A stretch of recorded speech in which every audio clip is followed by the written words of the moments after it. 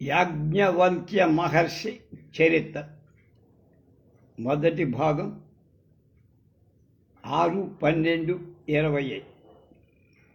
యాజ్ఞవల్క్య మహర్షి సూర్యుడి అనుగ్రహం వల్ల శుక్ల యజుర్వేద 15 శాఖలుగా విభజించి అందులో ప్రథమ శాఖను కణ్వుడికి, ద్వితీయ శాఖను మధ్యంధుడికి, మిగిలిన వాటిని శాఖీయ, స్థాపానీయ, కాసార, సాదర, వత్స, అవటిక, పరమావటిక, నైధేయ, నైనేయ, జాఖేయ, వైజేయ, జైజన, గాలవ, పౌరాశల్యుల ఒక్కొక్కరికి ఒక్కొక్క శాఖ చేసి ప్రచారం చేశారు. వీళ్ళంతా యాజ్ఞవల్క వంశం వాళ్లే కనుక యాజ్ఞవల్క్యులని పిలవబడ్డారు. వీళ్ళని శుక్ల యజుర్వేదులని, వాజసనేయులని అంటారు. ఈ 15 శాఖలకు సూత్రకారుడు కాత్యాయన మహర్షి కనుక కాత్యాయన సూత్రులని పిలుస్తారు. ప్రథమ శాఖను ఏర్పరచిన కణ్వ మహర్షి సంప్రదాయులు కాండ్వులు ప్రథమ శాఖీయులు అంటారు. అది ఆది శాఖీయులు, అగ్రశాఖీయులు, మూల శాఖీయులు అని కూడా వీళ్ళనంటారు.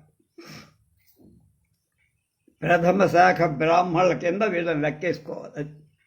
మాధ్యందిన మహర్షి సంప్రదాయానికి చెందిన వాళ్ళని మాధ్యందినుడు అంటే మిగిలిన శాఖీయులను ఆయా ఋషుల పేరట పిలవబడుతున్నారు.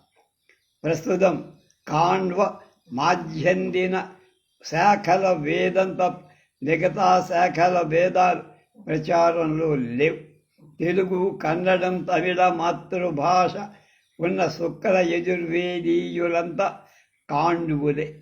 మరాఠీ, గుజరాతీ, హిందీ, బెంగాలీ, పంజాబీ మాట్లాడే వాళ్ళంతా కాండ్వులే. వీరి సంఖ్య చాలా తక్కువే. దాదాపు వీళ్ళంతా మాధ్యందిన శాఖకి. కాండ్వులలో నియోగులు, వైదికులు వారి వృత్తిని బట్టి, నివసించేటువంటి ప్రదేశాన్ని బట్టి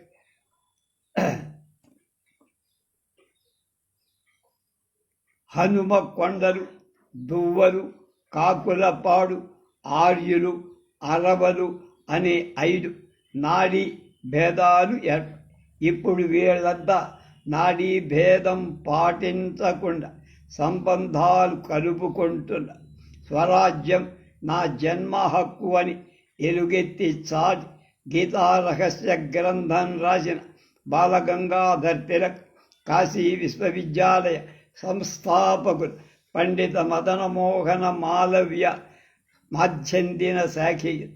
ఆంధ్రదేశంలో కాండ్వులలో దేశముఖులు, దేశ పాండ్యాలు, జమీందారులు, భూస్వాములు, కాండ్వ శాఖీయులు రాజ్యపాలన కూడా చేశారు. క్రీస్తు పూర్వం 73 నుండి క్రీస్తు పూర్వం 28 వరకు శుంగవంశం అంతరించాక మగధ సామ్రాజ్యాన్ని పాలించిన గుణహీనుడు